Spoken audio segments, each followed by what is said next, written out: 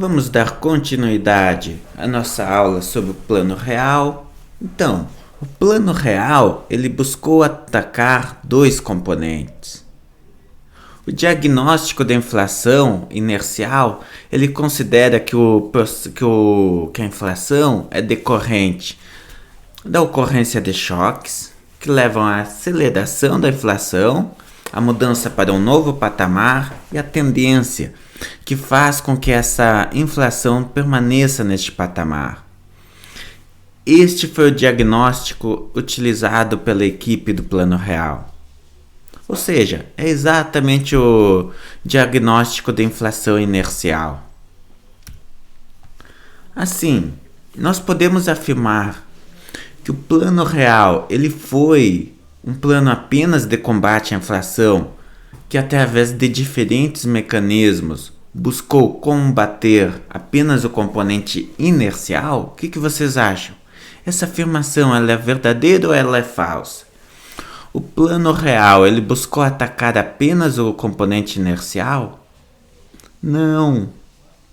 Sim, ele combateu o componente inercial, mas ele também buscou evitar a ocorrência de choques. O primeiro grande desafio do governo foi blindar a economia, criar diferentes mecanismos que garantissem que essa economia ela seria munida, ela seria precavida, ela seria blindada contra qualquer choque que poderia ocorrer.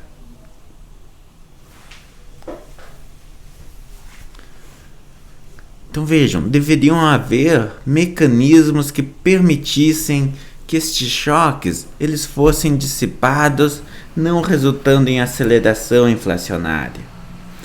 Tendo isso em vista, o Plano Real ele foi adotado em 3 fases. Primeira fase, um ajuste prévio. Segunda fase, indexação completa da economia.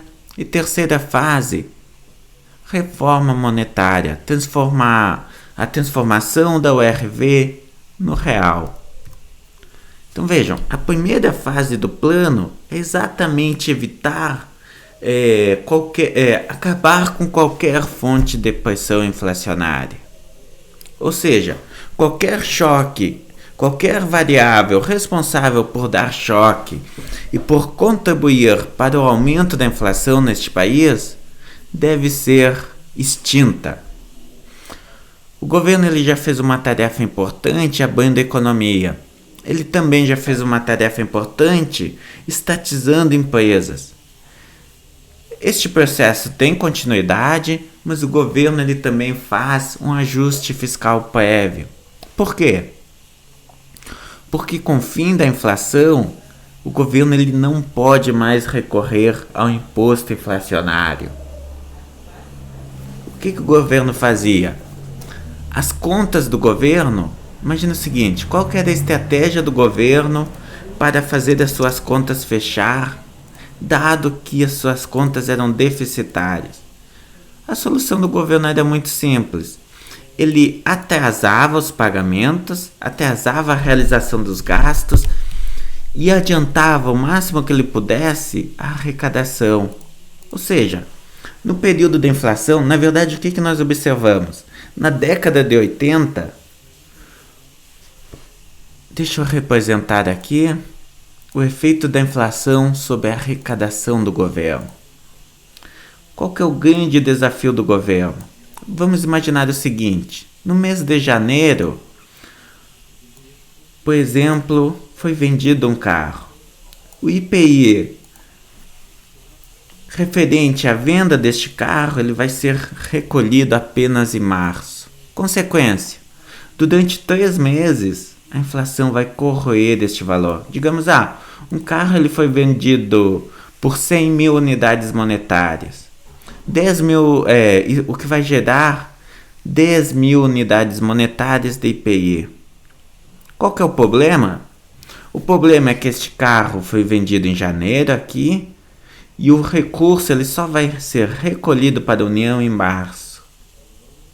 Implicação: durante todo este período, E essa arrecadação do governo ela vai ser corroída pela inflação, de tal forma que o valor recolhido ao final desses 3 meses já vai ter sido grande parte dele destruído pela inflação.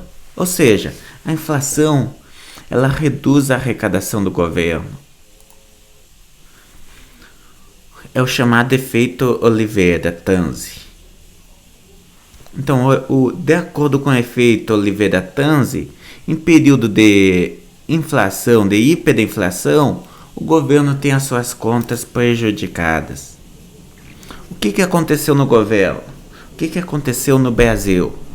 O governo aprendeu. Ele aprendeu a como se defender da inflação. O que este governo fez? Ele indexou a arrecadação. De tal forma que a arrecadação ela passou a ser indexada, a sofrer correção monetária, não sendo mais o seu valor real reduzido pela inflação. Por outro lado, o que o governo fez? Ele atrasou o repasse de pagamentos. Desde o começo da década de 90, o governo ele aprendeu que ele poderia, por um lado, indexar a arrecadação e, por outro lado, atrasar o repasse das suas despesas, o pagamento de suas despesas, fazendo com que elas fossem corroídas pela inflação. Assim, através desses dois mecanismos, o que acontecia? O governo ele começava o período com a arrecadação inferior aos gastos. Ou seja, o governo começava deficitário. No entanto, ao longo do período, o que acontecia? A inflação ela corroía os gastos do governo por causa do atraso do pagamento, de tal forma que a situação final do governo era superavitária. Qual que é o problema? Com o fim da inflação, os gastos do governo eles não são mais corroídos pela inflação, de tal forma que o déficit presente nas contas do governo é evidenciado. E com isso, este governo passa a apresentar uma situação de déficit elevado, contribuindo para o aumento da inflação. Ou seja, o próprio governo gera um choque sobre a economia. Solução: é preciso fazer um ajuste fiscal prévio. É preciso aumentar a arrecadação do governo, porque justamente para que, no momento que essa inflação termine, o déficit não seja evidenciado.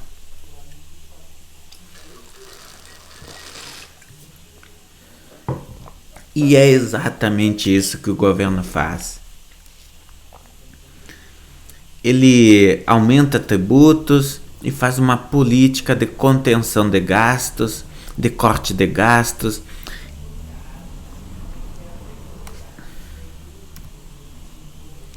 Através do chamado Programa de Ação Imediata, implantado em 14 de junho de 93.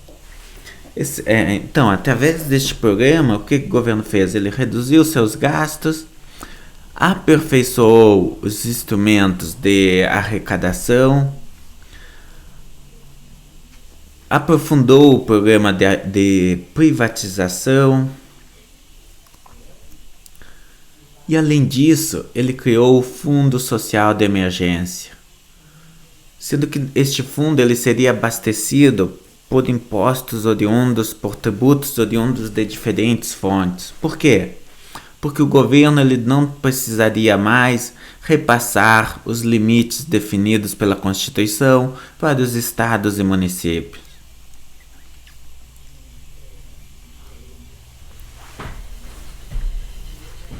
Na prática, o que nós observamos?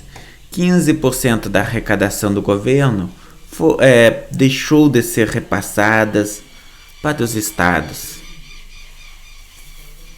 Sendo que sobre estes recursos, a União ela simplesmente não teria que cumprir as obrigações estabelecidas na Constituição Federal. Além disso, foi criado o IPMF, atual CPMF, que foi extinta em 2009. Foi extinta em meados dos anos 2000. As vantagens deste imposto para a União: facilidade de recolhimento e o fato de não ser compartilhado com os demais agentes. Além disso, o governo fez um trabalho de combate à inflação. Ele fechou o cerco contra os agentes, contra as empresas inadimplentes.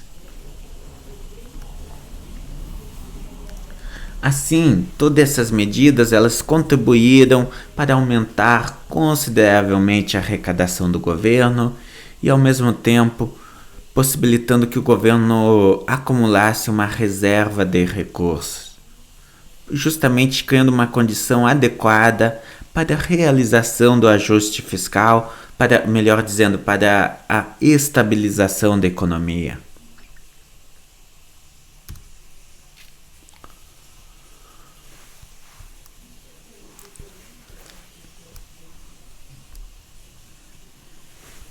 Então vejam, qual que foi o problema? O governo fez um ajuste fiscal abrangente. No entanto, esse ajuste fiscal não se mostrou suficiente. Por quê? Porque o montante de recursos oriundos do imposto inflacionário era muito elevado. Consequência: aumento do endividamento público. A dívida pública ela simplesmente se eleva de forma consistente durante toda a segunda metade da década de 90. Consequência: em função deste aumento da dívida pública, o governo teve que aumentar ainda mais a carga tributária.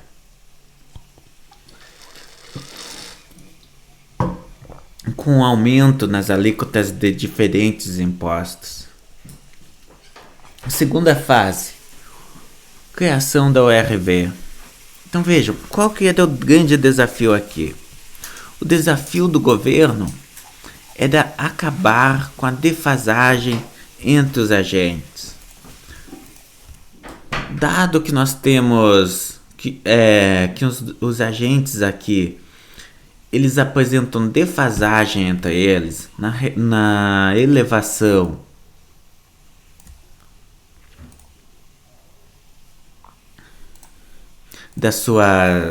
dos seus preços, na retomada aqui do patamar inicial. O desafio do governo é exatamente acabar com a defasagem e acabar com a memória inflacionária.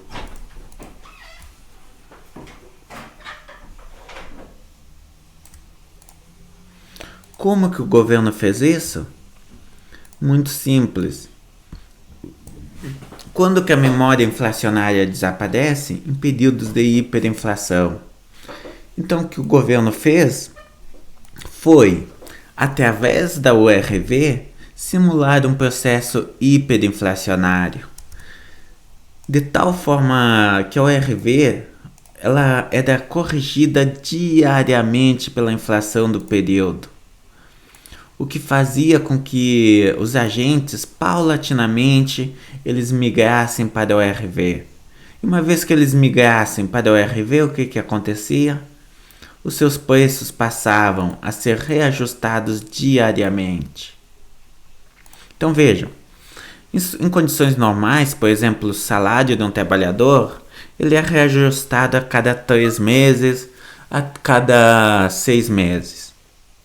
Agora, no entanto, se este salário ele fosse transferido para o URV, ele passasse a ser mensurado em URV, ele seria todos os dias corrigidos pela inflação do dia.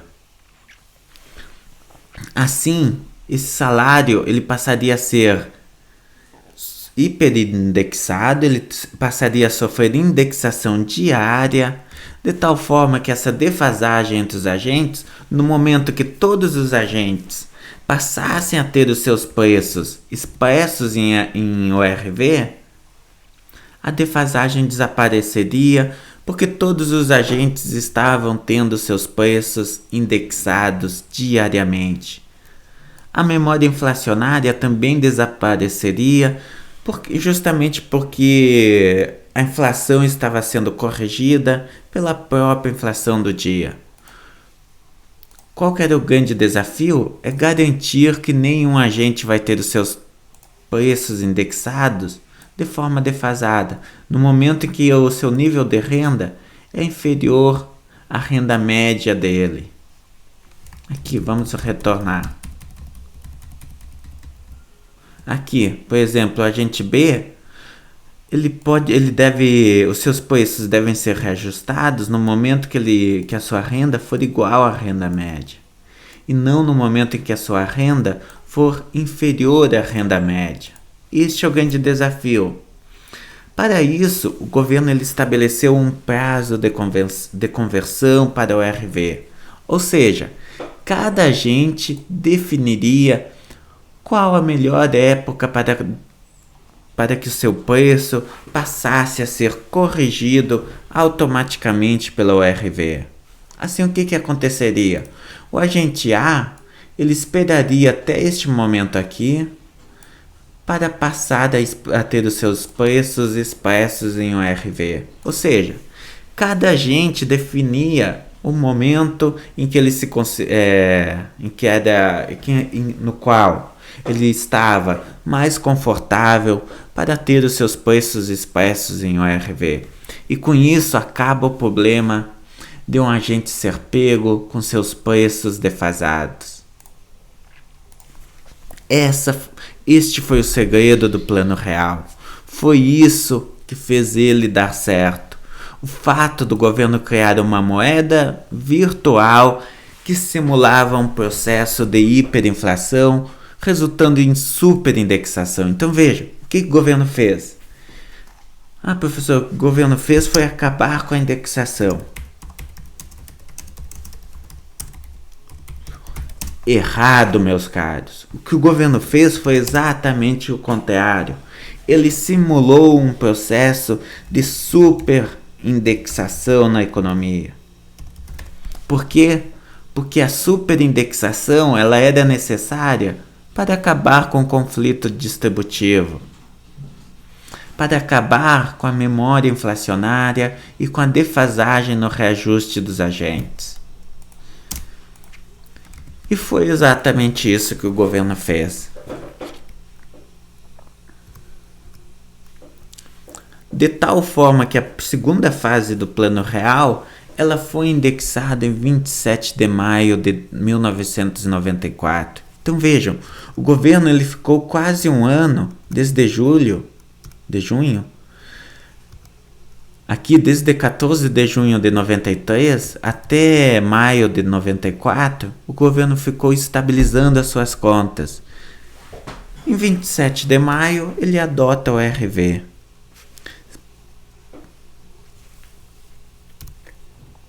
Na segunda fase, ainda, o que o governo faz? Como que funcionava a ORV?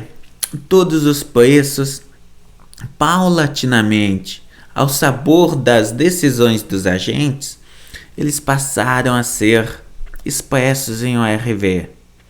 No momento que este agente precisasse sacar esse dinheiro, precisasse realizar uma transação, ele convertia a sua renda pelo valor da ORV em cruzeiros do dia referente. Assim, o que nós observamos? A inflação ela persistia na moeda real, na moeda corrente, que era o cruzeiro, mas na ORV ela ficava protegida. A renda deste agente, uma vez que ela fosse convertida em ORV, ela ficava protegida. Aqui, deixa eu mostrar como que isso ocorria. Vamos imaginar o seguinte. Aqui nós temos dia 1, o período. 1, 2, 3, 4, 5. Aqui nós temos a... Bom, vamos colocar em uma tabela isto.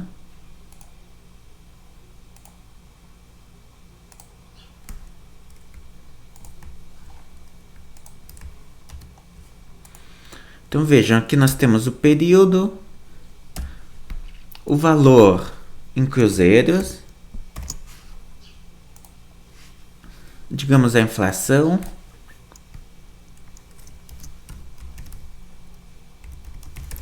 o valor em cruzeiros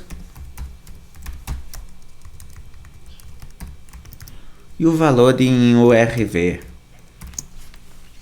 E claro, o dólar.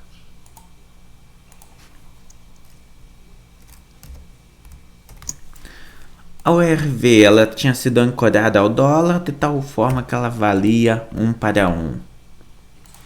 A inflação aqui, ela continuava se elevando, digamos 1, 2, 3, 4,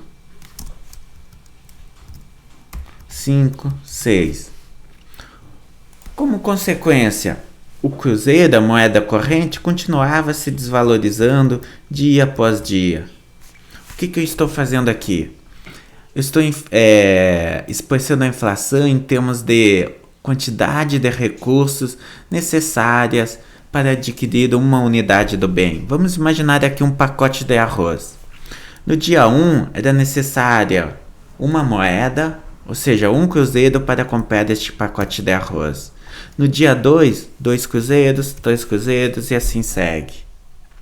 Só que vejam, a URV ela era corrigida exatamente pela inflação do período, de tal forma que o seu valor real permanecia. Além disso, ela estava ancorada ao dólar. Em outras palavras, o que nós tínhamos era um processo de dolarização da economia.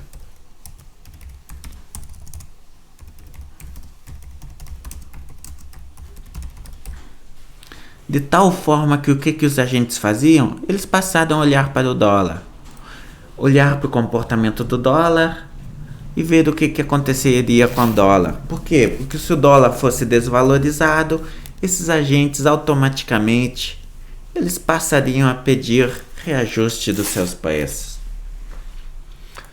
Então, a inflação, o que a URV fez foi exatamente isso. Todos os dias ela era corrigida pela inflação. Consequência, a moeda corrente ela ia perdendo valor. A cada dia ela perdia mais valor. No entanto, a URV, os contratos, os salários, os preços expressos em URV não perdiam valor. Qual que é o desafio do governo? Vamos imaginar a seguinte situação. Um preço ele passa a ser expresso em URV aqui no dia 1. Qual que é o problema? Vai chegar um dia fatídico que este agente ele vai tentar indexar o seu preço em URV. O meu salário está indexado em URV. Não, mas eu quero... o valor do meu salário está incondizente. Ocorreu um choque na economia, de tal forma que eu acho que não é justo eu receber apenas uma URV. A partir de hoje, eu quero receber, o meu salário vale 2 URVs. Então vejam, o desafio do governo era manter a URV por um período suficientemente longo de tempo, de tal forma que todos os agentes tivessem os seus preços expressos em URV. No entanto, um período suficientemente curto de tempo para que a própria URV não fosse contaminada pela inflação corrente. Este era o desafio do governo. Por isso, tempo importava. O montante de tempo que esta moeda virtual seria mantida fazia toda a diferença. Na prática, o que se observa? Bom, enfatizando novamente, vamos dar um passo atrás. Então, na verdade, o que se observa, conforme eu argumentei antes, é uma âncora cambial. uma vez que a ORV ela foi ancorada no dólar. Sendo que que a ORV, aos poucos, com pouco tempo da implementação, a grande maioria dos agentes passou a ter os seus postos expressos em ORV, a grande maioria dos agentes migrou para a ORV. Por quê? Porque nenhum agente bom, vou utilizar uma palavra um pouco mais pedante, nenhum agente era burro de permanecer em uma moeda, permanecer com seus preços expressos em uma moeda que perde valor a cada dia. Então todos os agentes acabaram migrando para a ORV. A taxa de câmbio nominal ela foi deflacionada. Aqui nós temos a expressão da taxa de câmbio nominal. O que nós observamos? Desde 94 até 98, até a ocorrência da crise cambial do Brasil em 99, o câmbio ele permaneceu relativamente apreciado.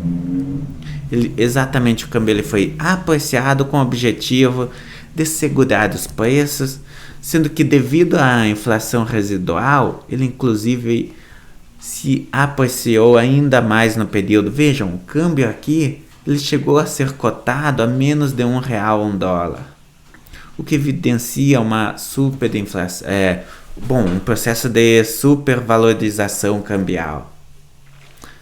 Consequência da ORV: a memória do sistema ela se tornou diária, se tornou instantânea, se tornou mínima. Não existia mais defasagem no preço dos agentes. Todos os agentes passaram a ter os seus preços indexados, corrigidos diariamente, e a memória desapareceu do sistema. Assim, as pré-condições para a estabilização da economia estavam dadas.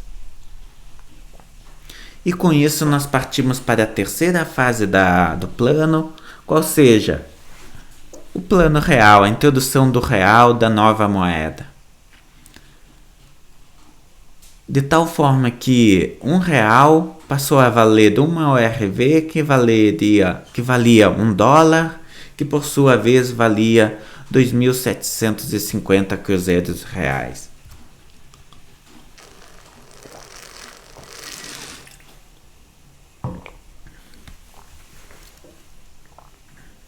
Quais os aspectos ortodoxos do plano real? Ele precisava impedir a ocorrência de novos choques. Então vejam, aqui, aquele ponto que eu enfatizei já diversas vezes. Uma vez que o plano foi adotado, qual que é o desafio? Então vejam, o que o plano real já fez? Ele acabou com a memória do sistema e ele também acabou com a defasagem, o que possibilitou a implementação de uma nova moeda. Qual que é o desafio agora? É evitar a ocorrência de choques nessa economia. Por quê? Porque se ocorrer um choque, os agentes vão querer que os seus preços voltem a ser indexados.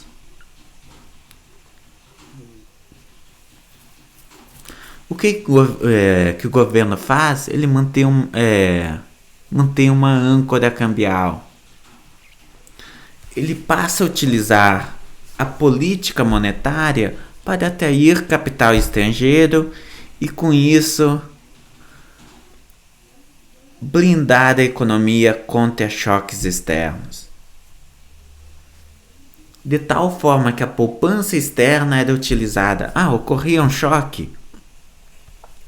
O governo ele aumentava as taxas de juros, atraindo capital externo e mantendo a economia estável.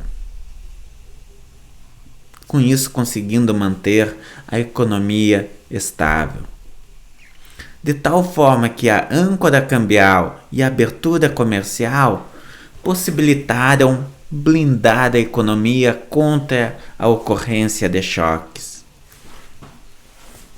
Claro, apesar da adoção de todas essas medidas, com o fim da inflação, é óbvio que teve uma expansão do consumo, justamente porque a renda dos agentes parou de ser corroída pela inflação. O próprio governo passou a apresentar déficits, a balança comercial também passou a apresentar déficits. Por quê? Porque vejam o que nós temos aqui. O câmbio ele foi supervalorizado. Consequência, começou a entrar muito recurso externo no Brasil, muitos produtos importados. Com o aumento da demanda decorrente da estabilização da economia, do fim da inflação, como que os salários pararam de ser corroídos pela moeda, pela inflação, e como que o câmbio foi valorizado, o Brasil passou a observar uma forte entrada de produtos importados. Justamente por causa deste processo de supervalorização da moeda.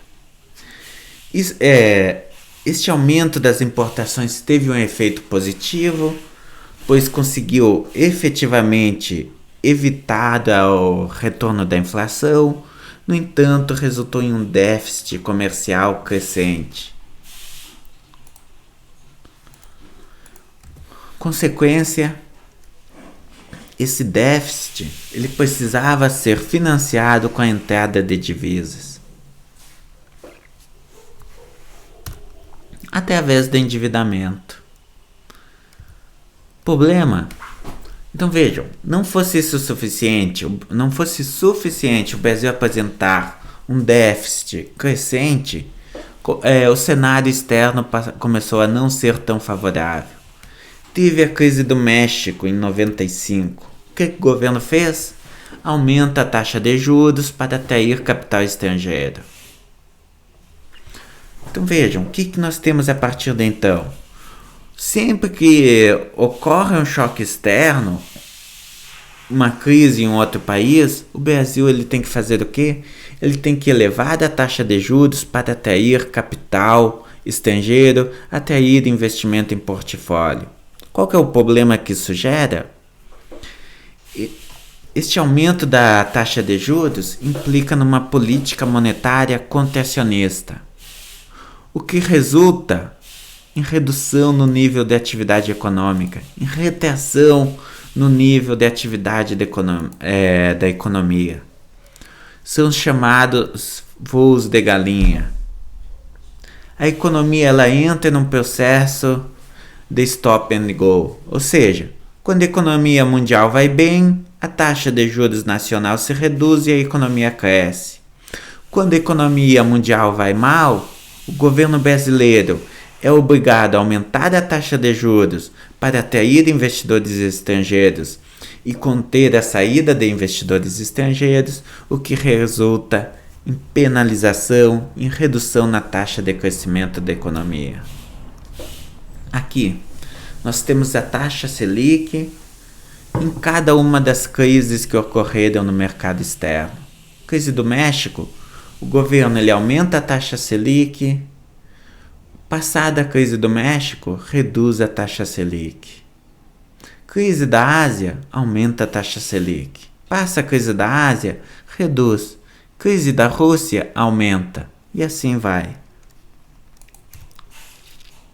As reservas internacionais. Ocorre a crise do México, caem as reservas internacionais, os investidores começam a retirar a moeda do Brasil. O que o governo faz? Ele aumenta a taxa de juros, voltam os recursos internacionais.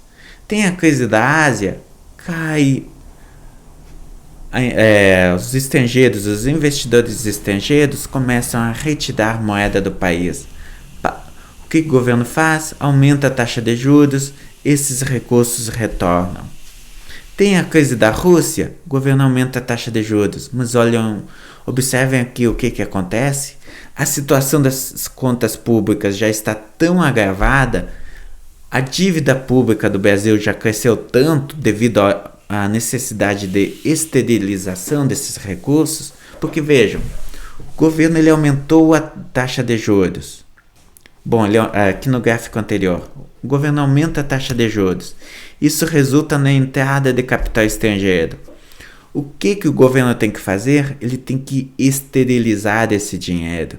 Ele tem que tirar esse dinheiro de circulação, porque senão na prática o que vai acontecer é que esse dinheiro estrangeiro que está entrando no país vai estimular a economia. Assim, o governo tem que emitir títulos da dívida pública para esterilizar, para tirar esse dinheiro da economia. Consequência, a dívida pública do Brasil neste período, ela simplesmente dispara. Aqui nós temos a taxa de crescimento do PIB, evidenciando exatamente a ocorrência desses chamados voos de galinha. Então, a taxa de crescimento da economia brasileira, ela, conforme eu argumentei, apesar do plano real ter tido as suas vantagens, este é o preço do plano real. A economia brasileira, ela passa a ser crescentemente sacrificada. Por quê?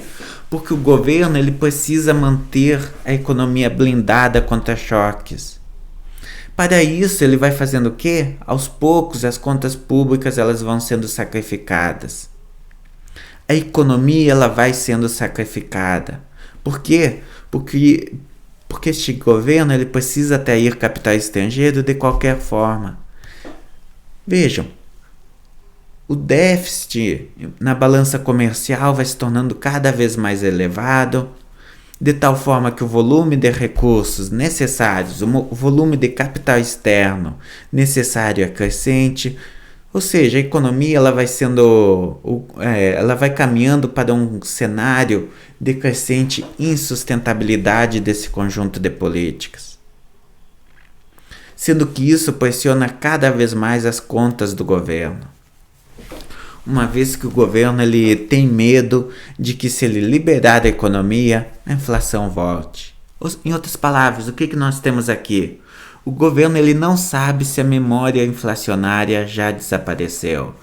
Ele não sabe se ele conseguiu manter a economia estável por um período longo o suficiente de tempo, de tal forma que os agentes não tenham esquecido dos indexadores. Por quê?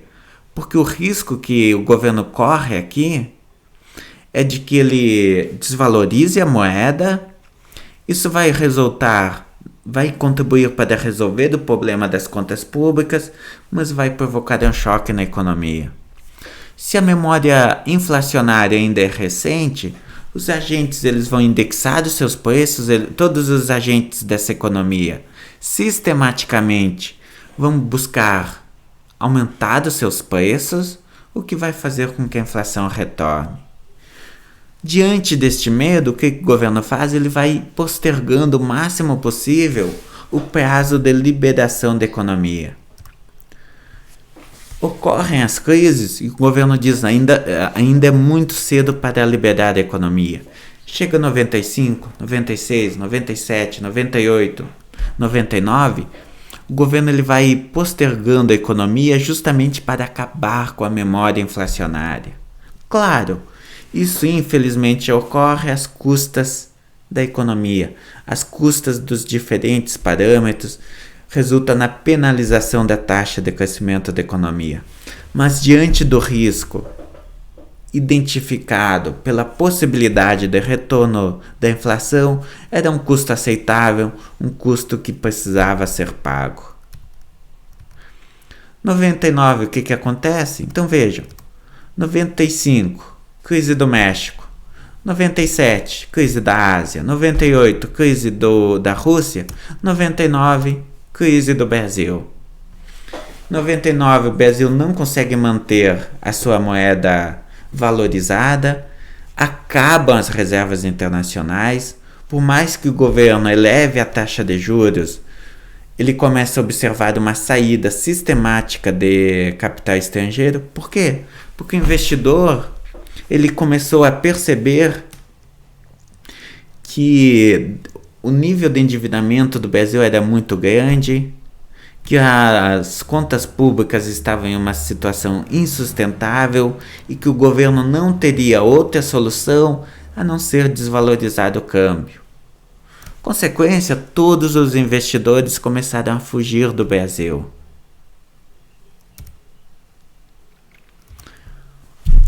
De tal forma que o Brasil, em 99, ele é obrigado a deixar a moeda flutuar livremente. Crise cambial.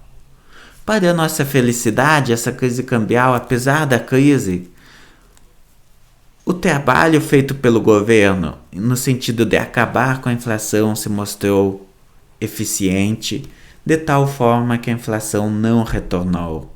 Ou seja, o plano real deu certo. A partir de 99, o que o governo faz? Quais são as medidas adotadas para garantir o controle da inflação?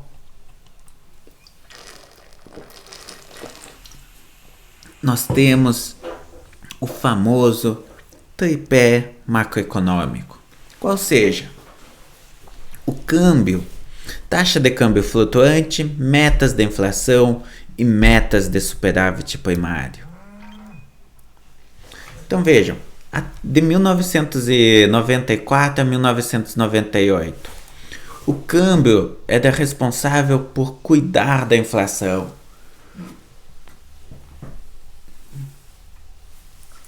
Ou seja, a abertura comercial e a valorização cambial garantiam que os preços externos concorressem com os preços internos, que os produtos importados concorressem com os produtos nacionais, impossibilitando a elevação dos preços pelas empresas nacionais. Os juros.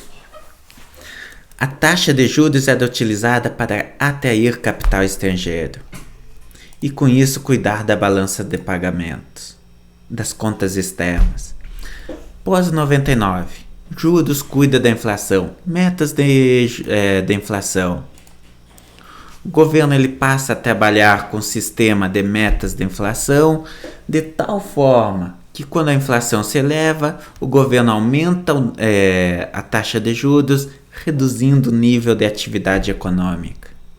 E com isso, segurando a inflação. Este é o sistema que nós temos atualmente.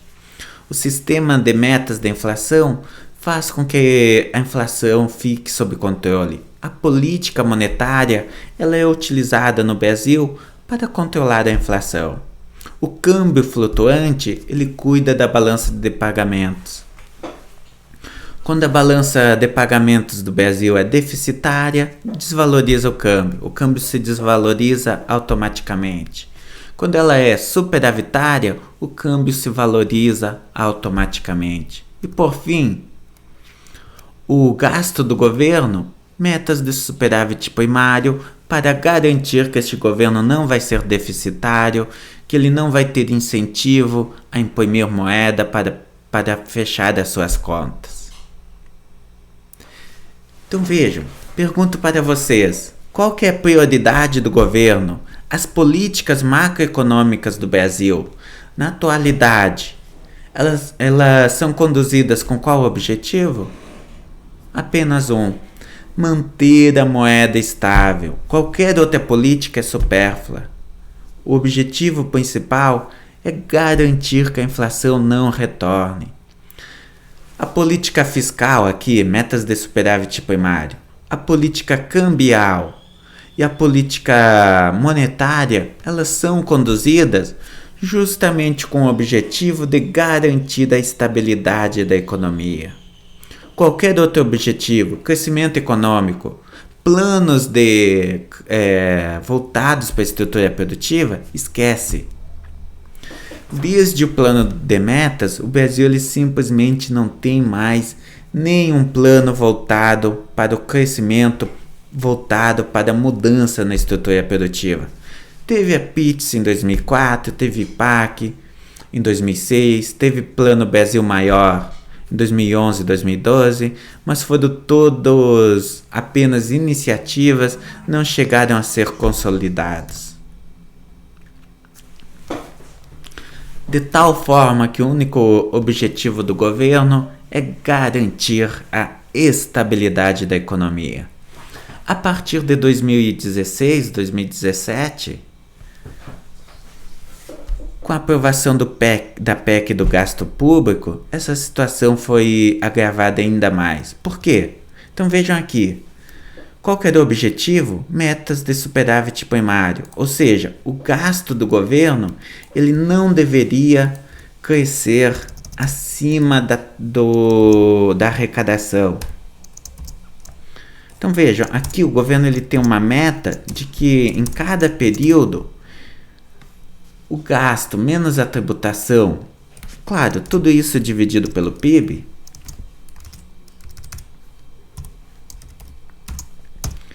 ele tem uma meta, digamos, de 3% de superávit primário. Em outras palavras, o governo ele pode até aumentar os seus gastos se a arrecadação aumentar. A partir de 2017, o que foi definido? O gasto do governo ele não pode crescer em termos reais. Ou seja, não importa o que aconteça com a arrecadação, não importa se a arrecadação está se elevando. O gasto do governo ele tem que ser mantido em termos reais. Ou seja, esquece política fiscal. Este governo, de acordo com a PEC do gasto público, este governo ele está simplesmente proibido de fazer política fiscal. Por quê? Porque, digamos, a economia ela apresentou um boom de crescimento econômico, e este crescimento econômico resultou em aumento da arrecadação. Essa arrecadação ela vai ter que ser utilizada para pagar a dívida, para reduzir a dívida pública. O governo ele simplesmente não vai poder aumentar os seus gastos. Vejam, se nós retomarmos lá o Keynes, o que o Keynes dizia? Em períodos de crise, o gasto público ele deve ser elevado para fazer frente a este período de crise, para fazer com que a economia regresse, volte a apresentar crescimento. Ou seja, o gasto público, o governo, ele deve adotar políticas que buscam promover o bem-estar social, que busquem evitar que a crise tenha um efeito negativo sobre a sociedade. Vejam, essa política aqui, a PEC do gasto público, ela é tão exigente que, pasmem, desde a sua aprovação, ela não conseguiu ser implementada. Ano após ano. 2017, 2018, 2019, agora 2020, pior ainda com a pandemia.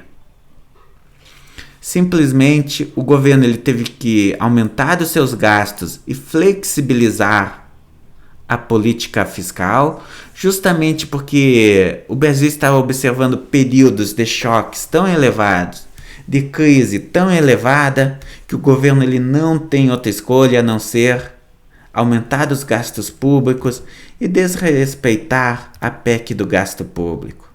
Ou seja, o governo estabeleceu metas de política fiscal tão contracionista, metas tão irrealistas, que elas simplesmente, dada a urgência da hora, dados os desafios que apareceram nos últimos anos, ela simplesmente não pôde ser respeitada.